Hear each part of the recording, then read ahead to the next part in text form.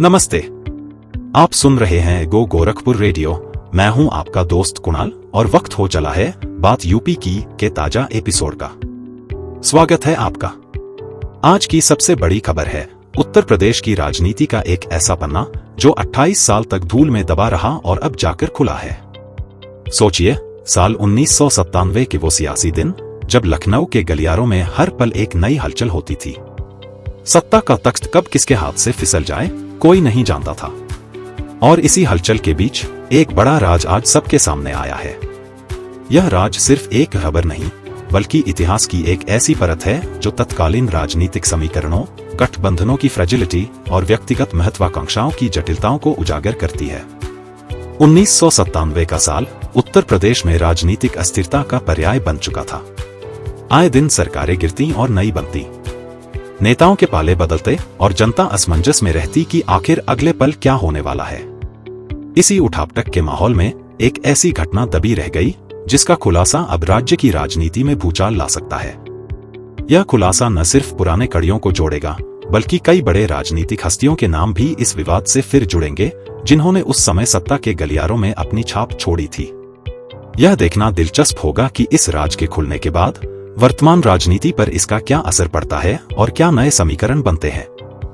रघुराज प्रताप सिंह, जिन्हें व्यापक रूप से राजा भैया के नाम से जाना जाता है और जो कुंडा के प्रभावशाली निर्दलीय विधायक हैं, उन्होंने 1997 के एक महत्वपूर्ण राजनीतिक उथल-पुथल पर अपनी चुप्पी तोड़ी है। एक हालिया पॉडकास्ट में उन्होंने उस घटनाक्रम का विस्तृत ब्यौरा दिया जिसमें उन्होंने तत्कालीन मुख्यमंत्री कल्याण सिंह की सरकार को बचाने में महत्वपूर्ण भूमिका निभाई थी। राजा भैया ने खुलासा किया कि उस समय के भाजपा नेता और वर्तमान रक्षा मंत्री राजनाथ सिंह के अनुरोध पर उन्होंने बहुजन समाज पार्टी बसपा में विभाजन कराया था। यह कदम कल्याण सिंह के नेतृत्व वाली भाजपा सरकार को गिरने से बचाने के लिए उठाया गया था, जो उस समय राजनीतिक संकट का सामना कर रही थी। इस घटना ने उत्तर प्रदेश की राजनीति में एक बड़ा भूचाल ला दिया था और इसके दूरगामी परिणाम हुए थे।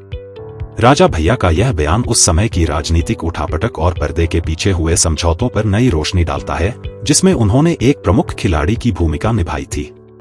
उस दौर में 1996 के विधानसभा चुनावों के बाद किसी भी पार्टी को बहुमत नहीं मिला था। लखनऊ का सियासी मौसम बेचैन था। फिर बीजेपी और बसपा ने मिलकर सरकार बनाई और तय हुआ कि मुख्यमंत्री बारी बारी से बनेंगे। पहले मायावती सीएम बनी, पर जब उनका कार्यकाल खत्म होने पर कल्याण सिंह के नाम का ऐलान हुआ तो मायावती ने गठबंधन तोड़ दिया। सरकार पर संकट के बादल मंडराने लगे। उस दौर की राजनीतिक अस्थिरता अपने चरम पर थी जब उत्तर प्रदेश बार बार चुनावों के दुष्चक्र में फंस रहा था। जनता और यहां तक कि विधायक भी इस लगातार चुनावी माहौल से त्रस्त हो चुके थे और सभी एक स्थायी सरकार की तलाश में थे। इसी पृष्ठभूमि में तत्कालीन राजनीतिक परिदृश्य के एक महत्वपूर्ण खिलाड़ी राजनाथ सिंह ने राजा भैया से संपर्क साधा। राजा भैया की राजनीतिक गलियारों में गहरी पैठ और विभिन्न दलों के विधायकों से करीबी संबंध थे। उन्होंने इस स्थिति को संभालने में अहम भूमिका निभाई। उन्होंने बसपा के 12 से अधिक विधायकों के साथ गहन बातचीत की। उनकी कोशिश थी कि इन विधायकों को यह समझाया जा सके कि बार बार चुनाव में जाना न केवल उनकी अपनी राजनीतिक सेहत के लिए बल्कि राज्य की प्रगति के लिए भी हानिकारक होगा। उन्होंने उन्हें एक स्थिर सरकार के महत्व और इसके लाभों के बारे में विस्तार से बताया। राजा भैया की इस सफल मध्यस्थता का परिणाम यह हुआ कि बसपा के 12 से अधिक विधायक अलग हो गए और उन्होंने जनतांत्रिक बसपा नामक एक नए राजनीतिक दल का गठन किया। यह कदम उस समय के राजनीतिक समीकरणों को बदलने वाला साबित हुआ। इसी तरह कांग्रेस पार्टी में भी टूट हुई और उनके 22 विधायक पार्टी से अलग हो गए। राजा भैया की सफल मध्यस्थता का परिणाम यह हुआ कि बहुजन समाज पार्टी बसपा के भीतर एक बड़ा राजनीतिक भूचाल आ गया। उनकी रणनीतिक चालों और प्रभावशाली संपर्क के चलते बसपा के 12 से अधिक विधायक पार्टी से अलग हो गए। इन विधायकों ने एकजुट होकर जनतांत्रिक बसपा नामक एक नए राजनीतिक दल का गठन किया जिसने उस समय की राजनीतिक परिदृश्य को पूरी तरह से बदल दिया। इस विभाजन ने बसपा की संगठनात्मक शक्ति को कमजोर किया और राज्य की राजनीति में नई समीकरणों को जन्म दिया। यह राजनीतिक उथल-पुथल केवल बसपा तक ही सीमित नहीं रही। राजा भैया के प्रयासों ने कांग्रेस पार्टी में भी गहरी दरार पैदा कर दी। उनके हस्तक्षेप के परिणामस्वरूप कांग्रेस के 22 विधायक पार्टी से अलग हो गए। इस बड़े पैमाने के दल बदल ने कांग्रेस की राज्य इकाई को गंभीर रूप से प्रभावित किया और उसकी राजनीतिक पकड़ को कमजोर कर दिया। इन घटनाओं ने राजा भैया को उत्तर प्रदेश की राजनीति में एक महत्वपूर्ण किंगमेकर के रूप में स्थापित किया, जिनकी मध्यस्थता और प्रभाव किसी भी पार्टी के भविष्य को बदलने की क्षमता रखते थे। इन सभी विधायकों, लोकतांत्रिक बसपा के सदस्य, कांग्रेस से अलग हुए विधायक और कुछ निर्दलीय विधायकों के समर्थन से कल्याण सिंह ने विधानसभा में अपना बहुमत साबित कर दिया। इस प्रकार राज्य में उनकी सरकार बच गई और उत्तर प्रदेश को कुछ समय के लिए राजनीतिक स्थिरता मिल पाई, जिसकी जनता को अत्यधिक आवश्यकता थी। राजा भैया का यह हस्तक्षेप उस समय के राजनीतिक भूचाल को शांत करने में निर्णायक साबित हुआ, जिससे एक बड़ी राजनीतिक उथल-पुथल टल गई। राजा भैया ने साफ किया कि यह कोई जबरदस्ती नहीं थी, बस सियासी हालात को समझकर लिया गया एक फैसला था।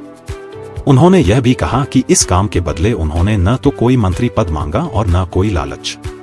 उनका एकमात्र मकसद यही था कि प्रदेश में स्थिरता आए और जनता को राहत मिले। आज जब इस दशकों पुराने सियासी राज का खुलासा हुआ है, तो उत्तर प्रदेश की राजनीति में दबी हुई कई पुरानी रंजिशें और प्रतिद्वंद्विताएं एक बार फिर ताजा हो गई हैं। इनमें सबसे प्रमुख मायावती और राजा भैया के बीच की तल्खी है, जो किसी से छुपी नहीं है। यह जगजाहिर है कि एक समय था जब मायावती के मुख्यमंत्री कार्यकाल के दौरान राजा भैया को जेल जाना पड़ा था। इस खुलासे ने एक बार फिर इन दोनों प्रमुख राजनीतिक हस्तियों के बीच के तनावपूर्ण संबंधों को सतह पर ला दिया है। इस घटनाक्रम के बाद उत्तर प्रदेश की राजनीति में पुरानी कहानियों, राजनीतिक दांवपेंचों और व्यक्तिगत प्रतिशोध पर फिर से चर्चा शुरू हो गई है। यह खुलासा दर्शाता है कि राजनीति में कोई भी बात हमेशा के लिए दबी नहीं रहती और समय आने पर पुरानी परतें भी खुलती रहती हैं, जिससे वर्तमान राजनीतिक परिदृश्य पर भी उनका गहरा प्रभाव पड़ता है। तो बात यूपी की के आज के एपिसोड में बस इतना ही। फिर मिलेंगे एक नई और धमाकेदार चर्चा के साथ। तब तक के लिए सुनते रहिए, सब्सक्राइब और शेयर कीजिए गो गोरखपुर रेडियो। नमस्कार।